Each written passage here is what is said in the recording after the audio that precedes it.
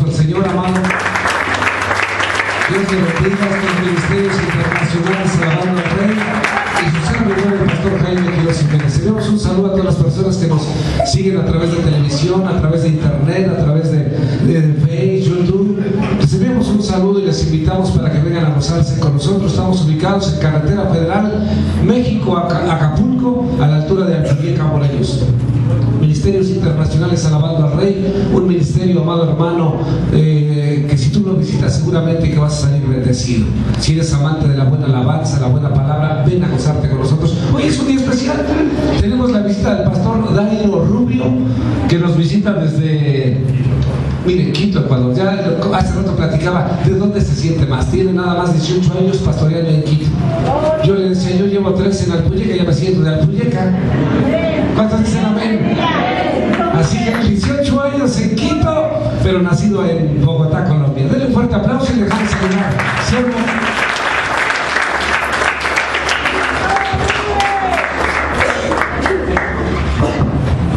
Muchas gracias a ustedes, hermanos. Lo primero que voy a pedir es si le bajaran el volumen a la mitad, hermano. No sé si afecta para lo de allí. ¿No? Gracias, hermano. Sí. Es algo que quiero dejar con ustedes, hermanos. No me le baje, a la mitad yo creo. Miren, hermanos, siempre que voy por alguna iglesia, como el Señor ha permitido tener experiencia en medios, alguna cosita de algún tip. Y una de estas es que yo estaba atrás tratando de escuchar la alabanza, y lo digo con mucho amor. Espero que ustedes no me lancen tomates ni jitomates, ¿sí? Pero entiendo que están ustedes estrenando el lugar. Si ustedes modulan el volumen a la mitad, esa alabanza tan fluida, esa unción tan fluida, hermanos, va a llegar a la presencia del Señor con más efectividad, ¿sí? Y para los hermanos que están aquí arriba, espero que no me lancen tomate, ya les digo. Uno, y para todos los que participen, estos micrófonos se utilizan cuando yo debo gritar gloria a Dios, debo hacer lejos el micrófono.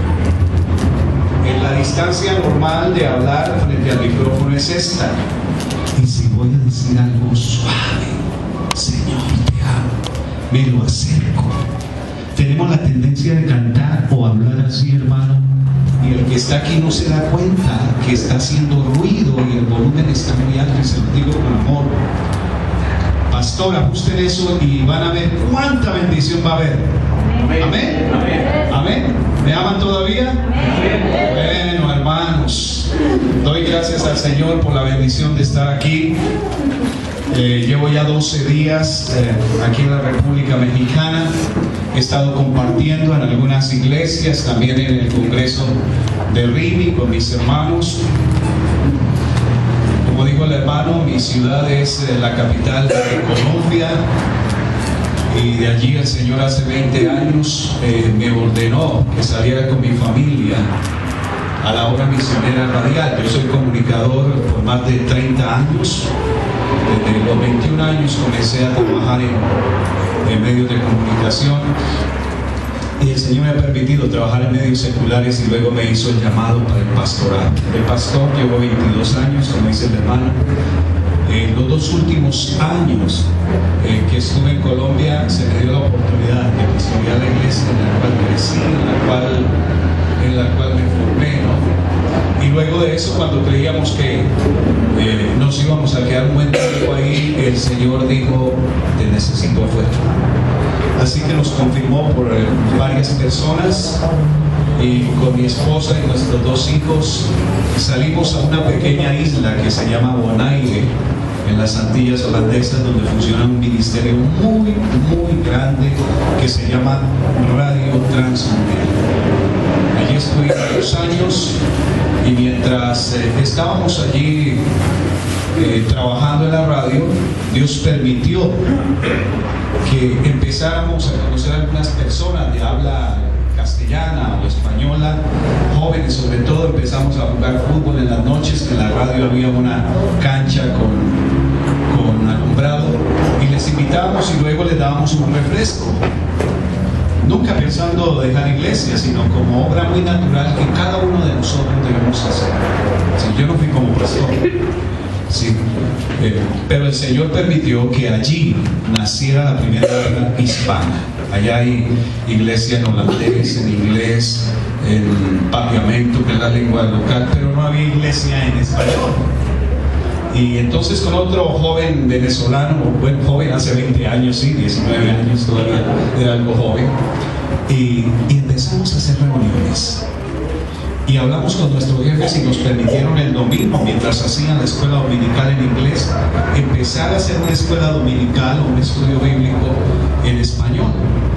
Lo cierto es que a los 2 años que salimos de allí, que el Señor nos mandó a Quito, quedó fundada una iglesia con un pastor, un hermano de la República Dominicana. Yo di un poquito de orientación desde lejos, luego le perdí ya la huella, ¿sí? Porque el Señor nos ubicó en Quito. En Quito estuvimos los 2 primeros años sentándonos con ustedes aquí en las sillas de varias iglesias a ver en cuál nos ubicaba el Señor. Y en nuestro corazón orábamos: Señor, permítenos conocer personas a quienes enseñar la palabra, porque no me sentía bien ahí sentado, aunque era líder en los medios de comunicación cristianos. Pero el Señor me había sacado a pastorear, habíamos enseñado. Con mi esposa orábamos eso. Y un día, a los 2 años casi, conocimos una familia.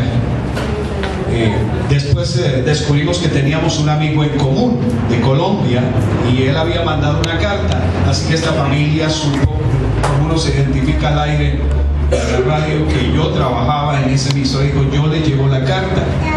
Y esa familia o ese hermano que me llevó la carta, hacía un tiempo había salido de su iglesia y estaban en su casa buscando la presencia del Señor con su esposa y sus hijos, y oraban: Señor, mándanos a alguien que nos dé una enseñanza, ¿sí? Envíanos a alguien que nos dé una enseñanza. Y nosotros orábamos: Señor, permítenos conocer a alguien para darle enseñanza. Así que Dios respondió, juntó las 2 partes y empezamos a reunirnos en una pequeña sala, quizás una 8ª parte de este salón, y en menos de 6 meses eso creció como no se pueden imaginar. Y dijimos: es una iglesia, y rápidamente yo les dije: hermano, matricúlenla legalmente ante el gobierno.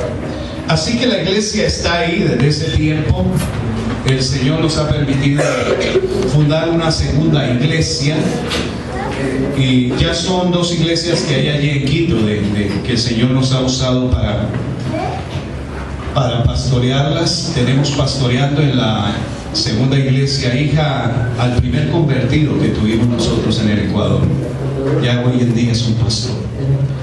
Y así que mientras el Señor nos ha puesto a trabajar en medios de comunicación misioneros, el Señor ha permitido que hagamos la obra pastoral. Y hace 3 años dediqué todo mi tiempo exclusivamente a atender la iglesia. Y esto me da oportunidad de venir con libertad, salir. Dios me ha dado la bendición de, a través de salir a capacitar, a visitar radios, conocer ministerios, apoyarlos, de conocer todas las Américas, toda América Latina. 20 años yendo de un lado para el otro. Doy gloria a Dios. Doy gloria a Dios y animo a los hermanos que están empezando a hacer sus trabajos, sus trabajos de radio, a que sigan adelante. Que sigan adelante, ¿de acuerdo? Bien, hermanos, yo les pido que pongan atención. No nos vamos, no, hermanos, vamos a desviar la atención. Gracias, mis amados. Más bien ustedes toman nota. Yo acostumbro siempre proyectar porque lo visual se nos queda más, pero perderíamos tiempo. Vamos a ir a la palabra del Señor, el Evangelio de Mateo capítulo 17, por favor. Evangelio de Mateo capítulo 17, versículos 19 al 20, por favor. 2 versículos muy conocidos. Mateo 17, 19 al 20. Dice así la palabra del Señor. Viniendo entonces los discípulos a Jesús aparte, dijeron: ¿por qué nosotros no pudimos echarlo fuera? Jesús les dijo: por vuestra poca fe. ¿Qué le dijo Jesús? Por vuestra poca fe. Porque de cierto digo que si tuvierais fe como un grano de mostaza, como un grano de mostaza, diréis a qué? A este monte, pásate de aquí allá, ¿y qué sucedería? Se pasará, ¿y qué? Nada os será imposible. Nada os será imposible. El título que tiene esta charla, esta plática es La fe que triunfa. La fe que triunfa. La fe que triunfa. Alguien a quien conocí, un motivador cristiano, cuando yo era un jovencito en mi ciudad, de nombre Miguel Cuadrado, un hombre cristiano que impactó a muchos con sus charlas de motivación y siempre citando la palabra del Señor. En uno de sus libros sobre las leyes para alcanzar el éxito, él cita 12 principios para alcanzar el éxito. Es algo que todo el mundo está buscando, ¿cierto? El éxito, o en nuestro lenguaje cristiano, la victoria, ¿cierto? La victoria sobre el problema. Y en el mundo secular es el éxito, ¿cierto? El jefe quiere tener éxito, quiere llegar arriba, el deportista quiere tener éxito, todos de alguna manera tenemos eso aquí adentro, de mejorar, de alcanzar, ¿cierto? Amén. Él cita 12 elementos para alcanzar el éxito. Me hubiera gustado tener la proyección y no lo voy a citar. Si alguien quiere, después le digo cuáles. Pero entre esos 12 hay uno que es en el que me quiero centrar hoy, que dice lo indispensable de la fe. Hablando secularmente a gente que quiere conocer cómo triunfar, uno de los elementos es lo indispensable de la fe. Los cristianos a diario hablamos de fe. La Biblia nos muestra muchos casos de fe, pero aún así es muy triste ver que siendo discípulos del campeón de la fe, que es ¿quién? Jesucristo, el Señor Jesús. Siendo discípulos del campeón de la fe, podemos andar en actitud derrotista. Y a veces venimos a la iglesia y nos emocionamos tan hermoso como hoy, ¿cierto? Es precioso adorar a Dios, es precioso dejar que el Espíritu Santo nos toque. Pero pasamos las puertas y empezamos a encontrarnos de nuevo con los problemas. Y ese gozo desaparece y comenzamos en la semana a caminar así, ¿cierto? Diferentes con el cónyuge, con los hijos, económicos, de enfermedad, y si traemos problemas de atrás antes de conocer a Cristo y no los hemos solucionado, cierto que eso nos desanima y pensamos más en el problema que en la noche de adoración y alabanza tan hermosa que tuvimos. O me estoy equivocando yo, ¿pasará solo en Ecuador y en Colombia? Por eso le he puesto el título La fe que triunfa. Este pasaje de Mateo 17, del 14 al 21, yo lo he subtitulado El principio del grano de mostaza. El principio del grano de mostaza. ¿Cuál es el principio? Que un grano de mostaza, ¿ustedes conocen la mostaza? ¿Cómo es de grande el grano? ¿Cómo qué? Más o menos. ¿Como la cabeza de un alfiler, más o menos? Sí, puede ser, ¿cierto? Qué grande. La cabeza de un alfiler es insignificante para nosotros, ¿cierto? A veces un arroz es varios granos de mostaza, quizás unos 4, ¿cierto? O estoy equivocado en el tamaño. Imagínense, el Señor dice que si usted tiene fe de ese tamaño, va a hacer cosas extraordinarias. Y a veces decimos, ay, sí, qué linda esa palabra, y se la compartimos a otros, pero en la semana estamos derrotados. ¿Cierto? Nos suele pasar. Y a veces espiritualizamos todo y solamente la iglesia es como ese oasis donde en los cultos nos olvidamos por un momento de los problemas. Pero el Señor cuando nos salvó íntegros. No significa que los problemas se desaparecen automáticamente, pero el Señor quiere que obtengamos la victoria completa. Amén. Quiero contarles una historia de un personaje muy conocido. Todos han oído hablar de Napoleón Bonaparte, ¿cierto? ¿Sí? ¿Quién era Napoleón Bonaparte? Bueno, si no saben, Napoleón Bonaparte, un hombre francés, es uno de los héroes. ¿Cuál es el libertador aquí de México? Miguel Hidalgo. Abajo en Sudamérica es Simón Bolívar, y más abajo en Argentina, Chile y Argentina y Chile es San Martín, y así, ¿no? Pues este Napoleón fue un hombre que conquistó mucho territorio hace 2 siglos. Conquistó gran parte de Europa y una parte de Asia, y se le reconoce como un gran conquistador justamente. Pero ¿cómo conquistó él todo ese territorio? Claro, él tiene cosas negativas que no vamos a pensar tanto en lo negativo, sino quiero utilizarlo como ejemplo, un ejemplo general de un hombre común y corriente que siempre entre su práctica de vida tenía la fe. La fe, no estoy diciendo la fe en Cristo, la fe, si confiaba plenamente que lo que Dios le había dado lo podía alcanzar. Así que el nombre Napoleón siempre nos trae a la mente ese corsario aguerrido que, si ustedes ven la foto, siempre estaba con la mano así en su camisa, en su chaqueta de militar. Emperador de los franceses llegó a ser, y los franceses lo consideran uno de sus más grandes héroes. Pues bien, Napoleón fue capaz de dominar sobre Europa en el tiempo cuando los hombres que gobernaban esas naciones eran fuertes, batalladores, valientes, decididos. Pero escuche lo que decía Napoleón, y si quiere tome nota. Para un hombre de tesón, o sea, de aguerrido y voluntad, la palabra imposible solo existe en los diccionarios. En ese tiempo no tenían el diccionario de internet ni nada de eso, ¿no?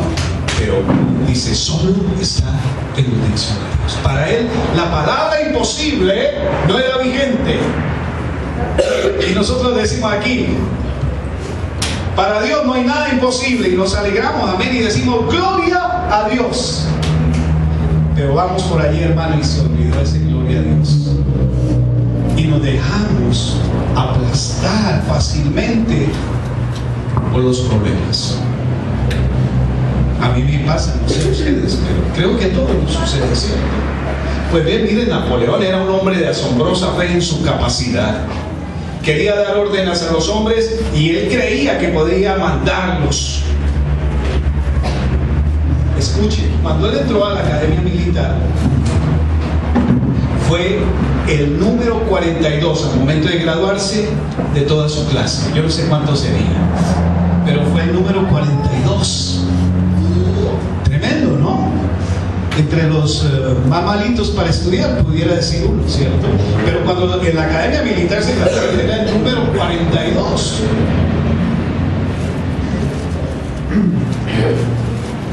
Pero sin embargo, se han escrito infinidad de libros, se le han levantado monumentos.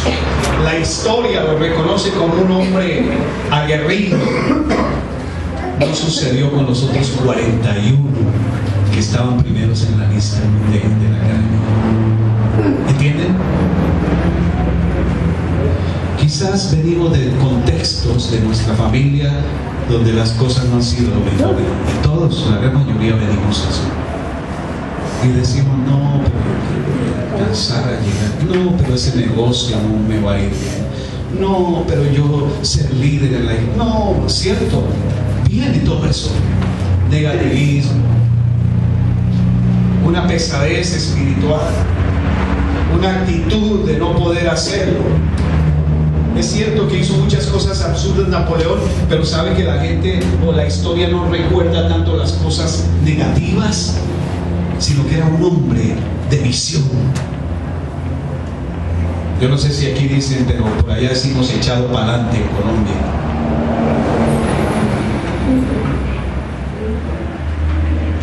Tal vez nosotros nos centramos más en la manera no tan agradable como este personaje alcanzó sus metas, pero se atrevió a hacer las cosas, y en eso debemos centrarnos, tratando de salir un poco de lo que habitualmente en la iglesia vemos, ¿no? Los ejemplos que Hebreos nos cita, ¿no? Hebreos capítulo 11.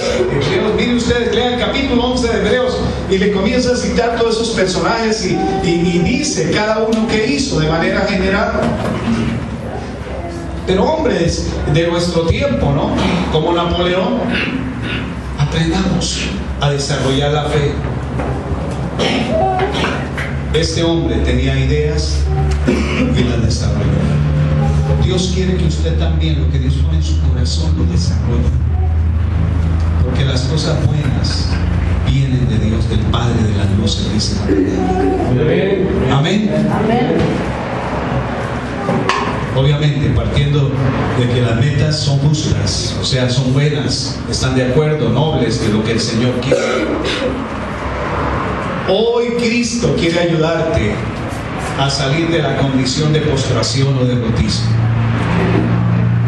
Y la fe que triunfa, que es el título de esta plática, es para aquellos, escuchen, que no quieren seguir haciendo parte del montón. ¿Sí? Lucas Leis escribió un libro que dice: no me metan en esa bolsa. Quizás los jóvenes lo han visto, lo han leído, ¿cierto? ¿Saben por qué? Porque ya nosotros no hacemos parte del mundo. Nosotros somos diferentes, hemos sido redimidos por la sangre del Cordero de Dios. El Señor nos ha rescatado, el Señor nos ha dignificado, no importa lo que hayamos hecho en el pasado. Y el Señor quiere que cada día subamos, crezcamos en todas las áreas de nuestra vida. Amén. Amén. Amén. Esa es la vida cristiana. Yo no puedo ser considerado un líder exitoso, predicando bonito aquí, siendo aclamado por las muchedumbres, si mi casa anda mal, ¿cierto? Sí. Algo así enseñé ayer en Rivi, ¿no? Un verdadero padre para un hijo, sobre ese fue el tema. Son todas las áreas de nuestra vida. Cristo quiere ayudarte. No te quedes entre el montón, porque tendemos como seres humanos a hacer lo que hace la gente de afuera. Y la palabra dice que tú no te unas a ellos, sino sean ellos los que vengan a ti. Amén. Amén. Tenemos que hacer la diferencia, porque de lógica somos diferentes al ver a Cristo en nuestro corazón. Es para aquellos que, aunque estén abrumados por los más difíciles problemas, creen firmemente que va a alumbrar el sol de justicia. Amén. Amén. Amén. Quiero que vayamos de nuevo aquí a Mateo, capítulo 17. ¿Qué fue la situación que se presentó ahí del 14, lo que leímos, del 14 al 18? ¿Cuál es la situación ahí? A ver, lean, 30 segundos, lean ahí mentalmente. Y me dice alguien, ¿cuál es la situación ahí?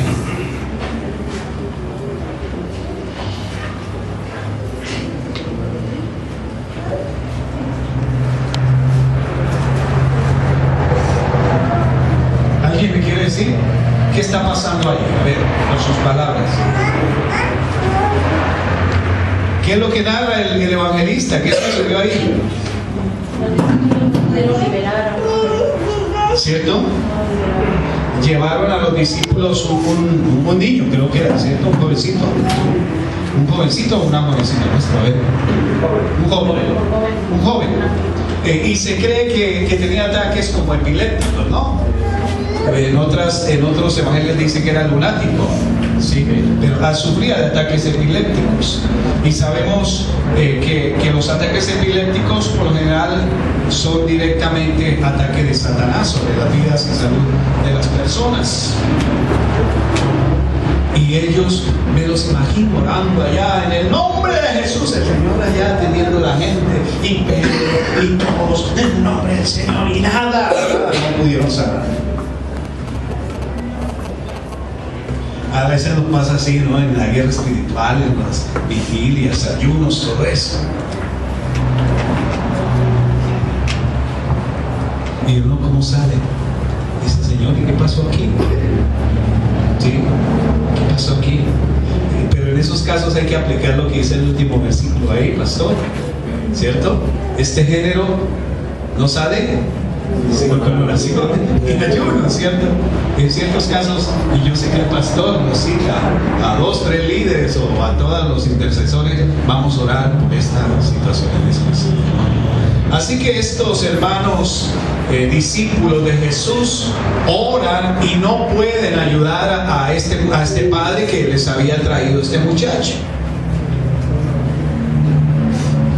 Y en el 19 dice, viniendo entonces ellos aparte dijeron al Señor, luego que el Señor sana al muchacho, ¿por qué nosotros no pudimos echarlo fuera? ¿Por qué nosotros no pudimos echarlo fuera?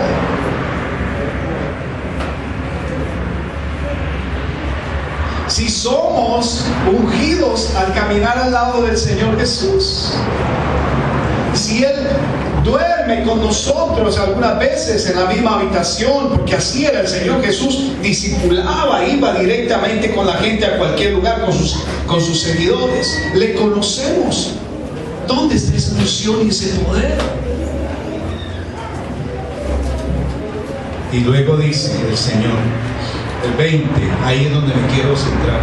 Jesús les dijo que por vuestra poca fe, por vuestra poca fe.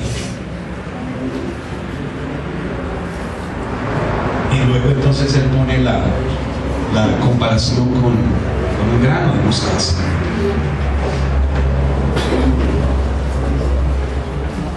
No alcanzaba el tamaño siquiera un grano de mostaza. ¿Y cómo es la fe suya, mi hermano, mi hermana, en este momento? Sí, a veces decimos que la fe no se debe medir, pero esto nos indica que la fe sí tiene medida, medición. El Señor es el que la mide y los resultados diarios de nuestra vida. ¿Cómo? ¿De qué tamaño es su fe? Yo le escuchaba en un COICOM, Congreso de Comunicadores de Iberoamérica, hace un tiempo a un predicador famoso decir, dime el tamaño de tu fe y te diré el tamaño de mi Dios. ¿Cierto? Dime el tamaño de tu fe y te diré el tamaño de mi Dios. El principio del grano de mostaza es que podemos mover hasta montañas.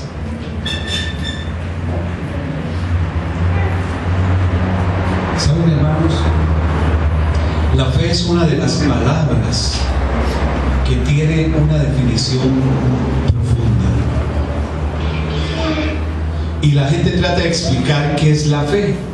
Estoy hablando de manera general, pero para el cristiano parece sencilla la definición y se la sabe el cristiano de memoria, ¿verdad? En Hebreos 11:1 es pues la fe, la certeza de lo que se espera, la convicción, ¿qué más? De lo que no se ve. Ahora explíqueme eso que acabamos de decir en otras palabras. ¿Ah? Están seguros de que vamos a recibir algo. Sí. Seguridad. Ok. Seguros de que se va a recibir algo aun cuando no lo tenemos, ¿cierto? Amén. Pero sabemos que llega Y aún la fe nos hace ir más allá, declarar que lo tenemos, aunque no lo tengamos. Amén. Amén. Sí, a mí me ha pasado, ¿verdad? Porque lo espero, lo creo, lo espero. Amén, amén. A mí me ha pasado no tener ni siquiera para el autobús. Y algún día un hermano, yo metía la mano al bolsillo, bien joven, a la bolsa, como dicen ustedes, y nada, una moneda que no me alcanzaba para pagar nada del autobús. Y un hermano fue, se despidió, me dio una apretón de manos, y cuando soltó, ahí me dejó un billete en la mano. Amén. Es la fe. Yo le había clamado al Señor: Señor, aquí estoy, adorándote, pero tú me vas a proveer. Amén. Amén. No sabía cómo, pero él sí sabía cómo. Y ustedes tendrían cantidad de testimonios también. La Biblia declara que la fe es una fuerza del corazón, hermanos, que nos permite creer con seguridad, pues eso es la certeza, que ya es nuestro lo que esperamos confiadamente, aunque no lo vemos. Quizás ustedes recuerden aquella otra historia que la palabra de Dios nos habla en cuanto a la grandeza y el poder de la fe. Es en esa ocasión cuando Jesús se encontraba predicando a la gente el mensaje de salvación, sanando a la gente. Recuerden que las multitudes rodeaban a Jesús. Y se acercó un hombre llamado Jairo, ¿se acuerdan? Y en medio de todo eso le pidió al Señor que fuera a sanar ¿a quién? A su hija, que estaba gravemente enferma. ¿Cierto? ¿Y qué pasó? El Señor siguió atendiendo a la gente, pensando en ir más tarde, ¿no? ¿Y qué sucedió cuando ya el Señor tuvo tiempo para atender la petición de Jairo? La niña había muerto. Para todas las personas había muerto. Pero el Señor no es que había descuidado esa petición. Él sabía lo que estaba pasando con su corazón. Él era hombre actuando sobre la tierra, pero seguía siendo Dios que todo lo conoce, que tenía el Espíritu Santo. Amén. Amén. Así que él sabía qué estaba pasando. La angustia de Jairo crecía esperando al maestro. Y ya cuando alguien vino y le dijo: no moleste más al maestro, la niña murió. Un padre tiene que no solo entristecerse, ¿no? Ese le acabó. Y ahora, y tanto que le pedí al Señor, quizás nos ha pasado, hermanos. Decimos: Señor, ¿y por qué no me diste la respuesta? Pero saben que cuando ponemos la fe en el Señor, Él hace de las cosas imposibles que sean posibles. Porque dice que no hay nada imposible para Dios. Amén. Jesús mismo lo dijo, lo citó el Señor Jesús, que para el Padre no había nada imposible, y Él nos enseñó que cualquier cosa que pidiéramos al Padre en su nombre, en el nombre de Jesús, lo haría, ¿cierto? Nos respondería. Amén. Gloria a Dios. Pero recordamos que a pesar de lo triste, el Señor llega allí a la casa de Jairo. Él sabía que la niña había muerto, pero el Señor no se pone a alarmarse ni nada. Dice: no tengan miedo, no teman, crean solamente. Y el Señor levantó a la niña como si estuviera dormida. Creo que esta es una de las declaraciones de fe más poderosas que se haya hecho jamás. El Señor dijo: no temas, cree solamente. Cree solamente. Jesús nos quería enseñar es otro principio, que la fe vence hasta la misma muerte. La fe vence hasta la misma muerte, mis hermanos. Gloria a Dios. Amén. Yo personalmente lo he ejercitado, la fe la he ejercitado en mi propia vida, ¿no? Yo sé que es poderosa y usted también lo ha experimentado en su propia vida. Pero quiero dejar también dos definiciones que nos van a ayudar a crecer en la fe, que ya no sea más, ¿cómo diríamos? Más pequeña que un grano de mostaza, ¿cierto? Sino que al menos como un grano de mostaza. Y a veces comparamos el mover montañas, como dice ahí, como algo solamente simbólico, ¿cierto? Decimos la montaña del problema, la montaña de la deuda, la montaña de las amenazas de nuestros enemigos, la montaña, qué sé yo. Pero saben que sí se puede mover montaña físicamente. Les voy a contar una ilustración, la leí justamente en un libro de ilustraciones para pastores. En los Estados Unidos, no recuerdo en qué ciudad, quizás ustedes hayan escuchado la anécdota. Una iglesia, ustedes saben que ya las iglesias son grandes, con parqueadero o parqueo alrededor, y hacen su templo. Como tienen tantos autos, entonces lo hacen de esa manera, ¿no? Resulta que esta iglesia pasó algún supervisor del gobierno de la ciudad, y le dijo: bueno, ustedes no tienen suficiente parqueo para toda la gente que se reúne, así que les vamos a dar un plazo, y si a esa fecha ustedes no tienen el parqueo suficiente, les vamos a hacer la iglesia. Entonces el pastor llamó a los diáconos, a los líderes más cercanos, y empezaron a orar, a interceder. Queda poco tiempo, quedan como 10 días, algo así, ¿sí? Y el pastor llamó, y normalmente a la oración llegaba, al inicio de la historia, 50 personas. Ese día llegaron 10 nada más, y le respondieron al pastor. Pero ahí estuvieron orando, clamando al Señor: Señor, en tu nombre santo, y tu palabra dice que si tenemos fe como un grano de mostaza, una montaña podríamos mover. El asunto es que los hermanos no tenían para dónde expandirse, porque detrás de donde estaba construido el templo había una montaña física de tierra, y lo único sería levantar toda esa tierra y extender ahí el parqueo y poner todo asfaltado. Pero les quedaba como 8 o 10 días, y hacer esa obra costaba mucho, no tenían el dinero, y los otros irían hasta meses, ¿cierto? Hasta meses levantarlo, y luego, bueno. Lo cierto es,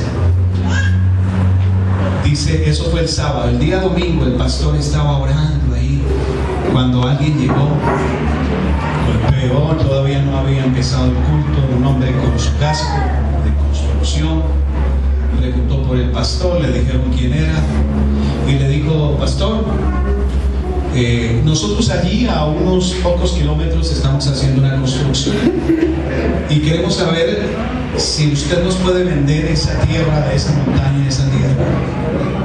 El pastor dijo: claro que sí. Y hicieron negociación, y desde ese mismo instante de la tarde, ese domingo, eran volquetas, llaman también aquí: entre, salga, lleve tierra. Lo cierto es que los hermanos se libraron de esa montaña por la fe, la oración, la intercesión, y tuvieron parqueadero nuevo. Tuvieron parqueadero nuevo. Siento que a veces nosotros decimos: ¿qué tan imposible es esta? No, ahí no lo decimos, pero nuestra actitud parece considerarlo. No, pero eso es como tan difícil, tan imposible, y se nos olvida lo que dijo el Señor. ¿Acaso hay algo imposible para Dios? ¿Acaso hay algo imposible para Dios? El Señor nos enseña la fe que no hay montañas. Prontamente, la primera definición es: Jesús manifiesta que el antídoto ante el temor es la fe. Jesús manifiesta que el antídoto ante el temor es ¿qué? La fe. Primera de Juan 4:18. Primera de Juan 4:18. ¿Alguien lo sabe de memoria? Un premio para el que no, hermanos, hay que aprender más Biblia. Dice: en el amor no hay temor. ¿Qué más? Sino que el perfecto amor que echa fuera el temor. Porque el temor lleva en sí castigo. Cuando estamos yendo, el temor de miedo está hablando aquí, no temor a Dios, sino temor de miedo, de donde el que teme no ha sido perfeccionado en el amor. Cuando usted vino a Cristo, el Espíritu Santo vino a morar en su vida. El amor de Dios vino a su vida y usted empieza a experimentarlo. Y está en usted permitir que ese amor crezca o que se quede con enanismo, digamos, o raquítico. También utilizan la palabra raquítico, ¿cierto? Raquítico es alguien que no crece ni se desarrolla. Pero nosotros debemos desarrollar ese amor. Lo mismo la fe, hermano. Cuando usted entregó su vida a Cristo, ya lo hizo por una decisión de fe en que Jesucristo es su Salvador. Empezó a activar la fe en el nombre de Jesús. Y está en usted si se queda con ese tamaño de fe o si a través de los problemas, enfrentándolos, desafiándose ante los problemas, permite que su fe crezca. Amén. Amén. Amén. ¿Me están comprendiendo, hermanos? Amén.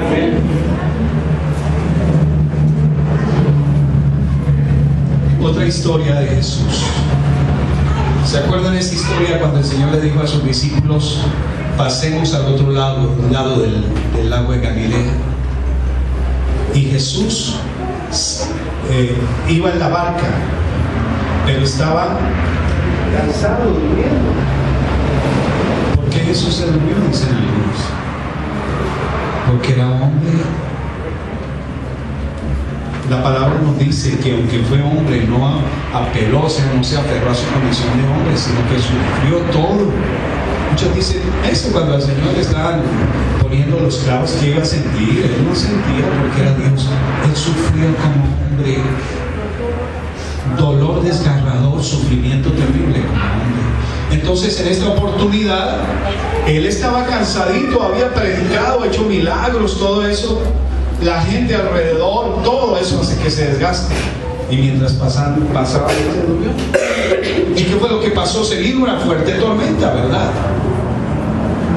Y a veces en nuestra vida, que es la barca, también como que se nos viene una tormenta. Y me imagino a los discípulos, unos remando, y ellos eran bien experimentados como marinos. La mitad de los que caminaban con el Señor. Y otros tratando de sacar el agua, y esas olas picadas llegando. Y a veces nos encontramos con esos problemas, ¿cierto? Una ola como que amenaza hundirnos y nos recobramos y viene otra ola y decimos problema sobre problema, problema sobre problema. Estamos expuestos a eso, a las pruebas. Pero el Señor dice que Él no permitirá ninguna prueba o tentación que no sea humana, que Él permite las cosas, pero Él sabe que nosotros vamos a seguir adelante. Amén. Y sabe hasta dónde podemos resistir. Amén. Amén. Y no es lo mismo para el hermano como para el hermano, porque cada uno tiene su medida y su relación con el Señor, ¿cierto? Y el Señor lo da, porque el Señor tiene variedad, eso es lo que me agrada del Dios eterno. Amén. Pero hermano, mire, el miedo que tuvieron los discípulos cuando iban atravesando porque veían esas olas es el mismo miedo que nos invade a nosotros frente a los problemas. La Biblia dice, eso está en Marcos 4, 35 al 41. La Biblia dice que los vientos eran sumamente fuertes y las olas amenazadoramente grandes. Y aclara que el viento llevaba las olas dentro de la barca, de tal manera que empezó a llenarse de agua. Pero mientras esto sucedía, ¿qué pasó? Jesús estaba muriendo. Y quizás usted a veces dice: Señor, y vengo de la iglesia y este problema, y yo testifico y he traído gente a la iglesia y hablo de ti, oro, ayuno, y vienen problemas. Le estamos como diciendo: Señor, ¿por qué estás dormido? ¿Qué fue lo que le dijeron los discípulos al Señor? Van y le despiertan: ¿cómo puedes tú dormir tan tranquilo en este momento tan crítico? ¿No ves que nos ahogamos? Y es un regaño que le están dando al Señor. ¿Cierto que es un regaño? ¿No ves? Eso es un regaño, es retar al Señor. En otras palabras, el Señor tenía la obligación de estar despiertos para librarlos a ellos de la prueba que estaban sufriendo.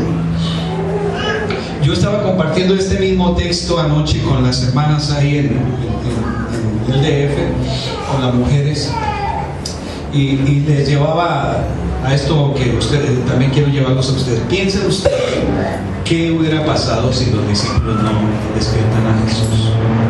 ¿Qué hubiera pasado? ¿Qué se imaginan? ¿Qué hubiera pasado si los discípulos no despiertan a Jesús?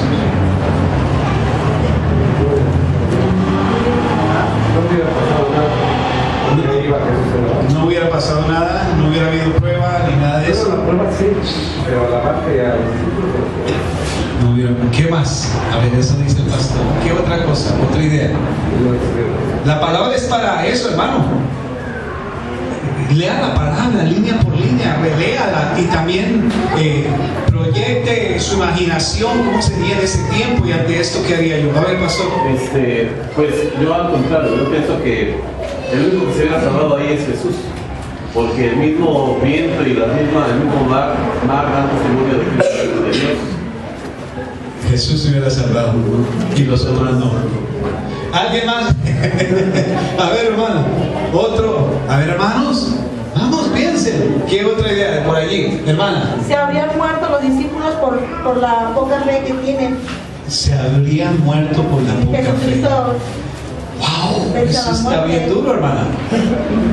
O sea que nosotros no merecemos vivir, hermano, porque nuestra fe no alcanza ni al grano de mostaza. Gracias, mi hermana. ¿Qué más por aquí? ¿Qué hermano? A ver. ¿Qué si Jesús no es despertado por los discípulos? ¿Qué piensa? ¿Significa que Jesús nos había dejado? ¿Se acuerdan otra prueba, otra tormenta en el mismo mar de Nazaret o Genesaret? Pero Jesús se quedó orando y los discípulos iban solos y se levanta una prueba también, una tormenta. Y decían, ay, si el Señor estuviera aquí, pero ¿cómo se le ocurre al Señor quedarse orando? Y él que lo conoce todo, él sabe que, ¿cómo? Seguramente él sabía que venía tormenta y todo, ¿y por qué no nos acompañó? Y a veces le decimos eso al Señor, ¿no? Señor, yo allá participo en el grupo de la adoración, los guerreros de intercesión, o como lo llamen ustedes, o testifico, qué sé yo. ¿Recuerdan qué sucedió cuando ellos creían que se iban a hundir y morirían? Y vieron a Jesús caminando sobre el problema. Jesús venía caminando sobre el problema. Sí, se dice que las aguas simbolizan muchedumbres, pero también problemas. Y Jesús comienza a caminar sobre las olas, diciéndonos, no hay ningún problema, yo estoy sobre él. Y se acuerda que Pedro fue y se la dio de valiente. Señor, si quieres yo camino, si eres tú. Claro, Pedro, ven, qué fe que tienes. Y él comienza a caminar y mirando al Señor, ¿cierto? Y a veces somos así. Nuestra fe como que llega al grano de mostaza, pero de pronto vemos las olas, el ruido del mar, el viento, y entonces comenzamos a ver el problema, quitamos la mirada de Jesús. ¿Y qué pasa? Eso le sucedió a Pedro. Que ojalá usted alcance el grano de mostaza. Amén. Recuerden que el grano de mostaza hace que se muevan montañas. El Señor les pregunta aquí también por qué están llenos de miedo. ¿Dónde está su fe? ¿Dónde está vuestra fe? Dice que temieron con gran temor en Marcos 4, 35 al 41. Y se decían el uno al otro, ¿quién es este que aún el viento y la mar le obedecen? Miren, hermanos, lo que enseña esta parte de esta exposición es que la fe quita o elimina el temor. Y la palabra de Dios dice que el temor no es de Dios. El miedo no es de Dios. No, pero es que a todos nos da miedo. Sí, pues sí, pero Pero cuando usted tiene miedo de dar pasos de fe, de tomar decisiones, y diariamente estamos tomando decisiones y está lleno de miedo y el negativo en todo sentido, es que a mí no me va a funcionar, pero es que yo no soy capaz, pero eso no es de Dios. La palabra dice que con Dios haremos grandes proezas y el Señor hollará a nuestro enemigo. Amén. Amén. Recuerde, Jesús a través de esto nos dice que el antídoto para el temor es la fe. La fe. Gloria a Dios, mis hermanos. Y podríamos encontrar un sinnúmero de opiniones. Va al segundo punto, y no son más sino 2 puntos. La única vía del triunfo verdadero es la lucha de la fe. Escríbalo ahí. La única vía del triunfo verdadero es la lucha de la fe. Romanos 14:23. ¿Qué dice Romanos 14:23?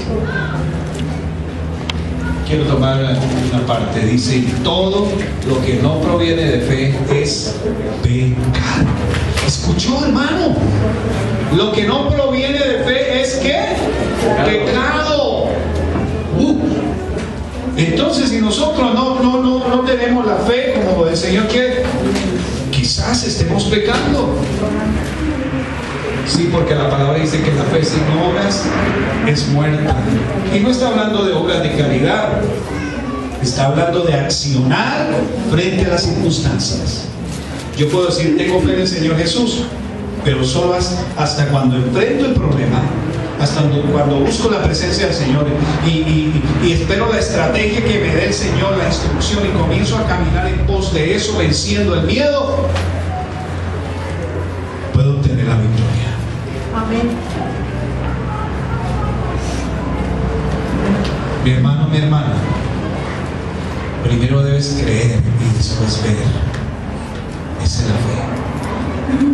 Jesús dice que si alguien no duda y le dice a una montaña que quítate y échate al mar o a la mar, ¿qué pasa? La montaña qué pena, qué lástima que no tuvimos el proyector, pero yo había puesto un gráfico que encontré en internet donde es como en caricatura, y es una montaña con patitas y hay alguien diciéndole así, y la montaña va con sus patitas corriendo y al fondo se ve el mar.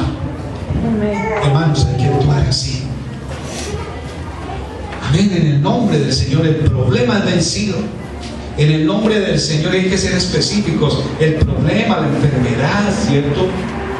La protección que requerimos del Señor. Si sabemos que alguien nos amenazó, que estamos en situación, en el nombre del Señor lo declaramos.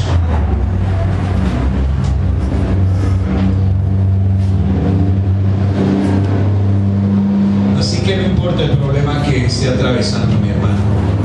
Si usted cree en Jesús, Él le va a ayudar a resolver de manera favorable esa situación.